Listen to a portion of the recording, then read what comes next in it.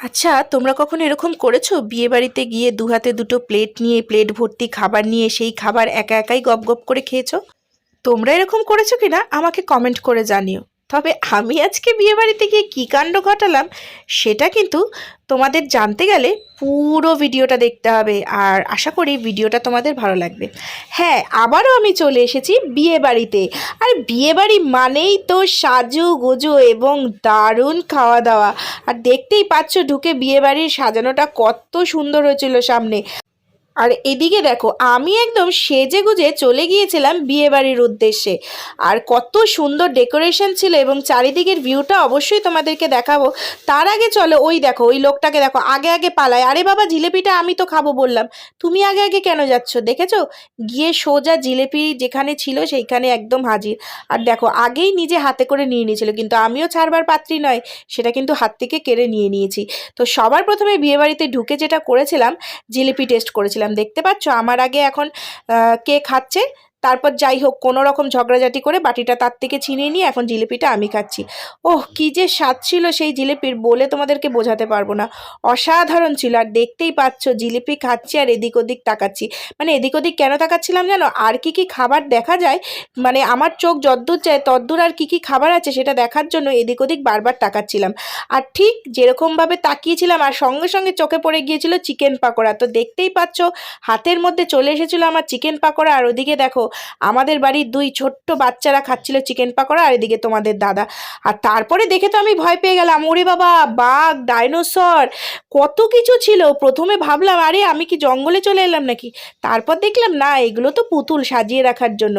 যাই হোক, চলো এবার একটু খাওয়া দাওয়া করা যাক। আর তার আগে দেখে নাও, আচ্ছা এটা কি ফুল? তোমরা যদি কেউ জানো অবশ্যই কিন্তু আমাকে কমেন্ট করে জানিও। কি সুন্দর না ডেকোরেশনটা। যাই হোক, এবার চলো খাওয়া দাওয়াতে চলে যাই। আর আজকে কি কি আছে মেনুতে তোমাদেরকে বলে দিই।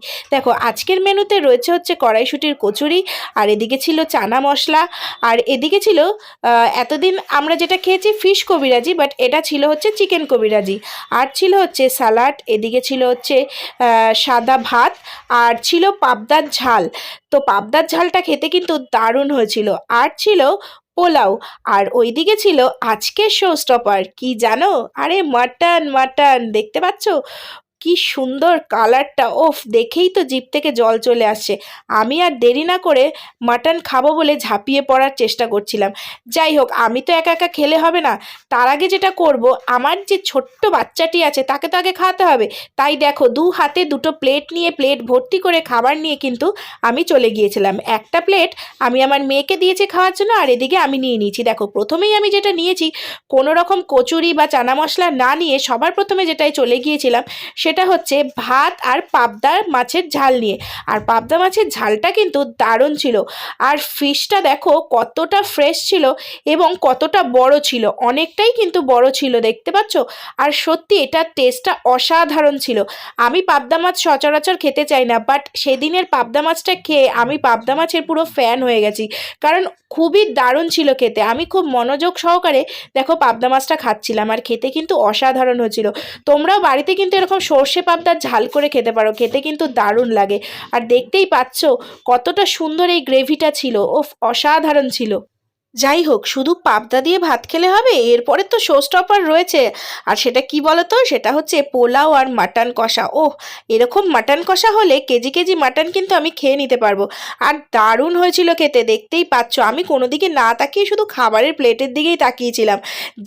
দাদা ভিডিও করছিল, করুক, তাতে আমার কোনো অসুবিধা নেই, কিন্তু খাবারের দিকে কিন্তু আমার ফোকাসটা বেশি ছিল। আর দেখতে পাচ্ছ লোকটা সব সময় ফোকাস করে তোমাদেরকে দেখাবে যে আমার বউ কত খায়, আর চেহারা দেখলেই তোমরা বুঝতে পারবে। যাই হোক, দেখো কি সুন্দরভাবে পেঁয়াজ দিয়ে একটুখানি মাংস দিয়ে ভাত দিয়ে খাচ্ছি, ওহ দারুণ লাগছিল খেতে। এরপরে চলে এসেছিলাম ডেজার্ট সেকশানে, সেখানে ছিল চাটনি, পাঁপড়, আর ছিল নলেন গুড়ের রসগোল্লা। ওহ, রসগোল্লাগুলো কিন্তু ইয়া বড় বড় ছিল, খেতে দারুণ ছিল। আর এটা ছিল হচ্ছে সন্দেশ, আর এই সন্দেশটা কিন্তু মাখা সন্দেশ, আর ওটা ছিল গরম গরম, ওটা কিন্তু খেতে দারুণ ছিল। আর এদিকে দেখো আমি দুটো রসগোল্লা আর মাখা সন্দেশ নিয়ে নিয়েছি। মাখা সন্দেশটা খেতে কিন্তু অসাধারণ অসাধারণ ছিল, হালকা একটু গরম ছিল আর রসগোল্লাটাও ছিল দারুণ, মুখে দিলেই যেন একদম বাটারের মতো গলে যাচ্ছিল। ও অসাধারণ খেতে ছিল। আমি আমার মেয়েকে বলছিলাম খাবি নাকি, ও বললো না। যাই হোক, লসটা ওরই হলো, খেতে কিন্তু এটা দারুণ ছিল। এরপরে চলে গিয়েছিলাম আমি আইসক্রিম খেতে, আর দেখতেই পাচ্ছ এখানে আইসক্রিম কাউন্টারে অনেক ভিড় ছিল। যাই হোক, কোনো রকম ভিড় ঠিড় ঠেলে চলে গিয়েছিলাম আইসক্রিম কাউন্টারে আইসক্রিম নিতে। এখানে 2 রকম ফ্লেভারের আইসক্রিম ছিল, একটা ছিল ম্যাঙ্গো আর একটা ছিল বাটারস্কচ আইসক্রিম। তো আমি ভাইকে বললাম আমাকে একটা ম্যাঙ্গো আইসক্রিম দিতে, কারণ ম্যাঙ্গোর ফ্লেভারটা কিন্তু দারুণ লাগে। আর এখানে আমি শুধু একা কিন্তু আইসক্রিম খেতে লাইন দিইনি, আমার সঙ্গে আমাদের বাড়ির 2 ছোট সদস্যও কিন্তু আইসক্রিম খাওয়ার জন্য এখানে দাঁড়িয়েছিল।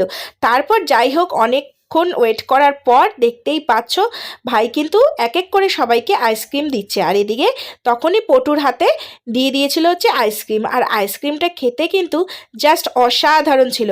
আমি আইসক্রিমটা নিয়ে একেবারে সাইডে চলে গিয়েছিলাম, গিয়ে দেখো আইসক্রিমটা খাচ্ছিলাম। ওফ, দারুণ ছিল। এরম শীতকালে এরম ঠান্ডা ঠান্ডা আইসক্রিম খাওয়ার মজাই আলাদা।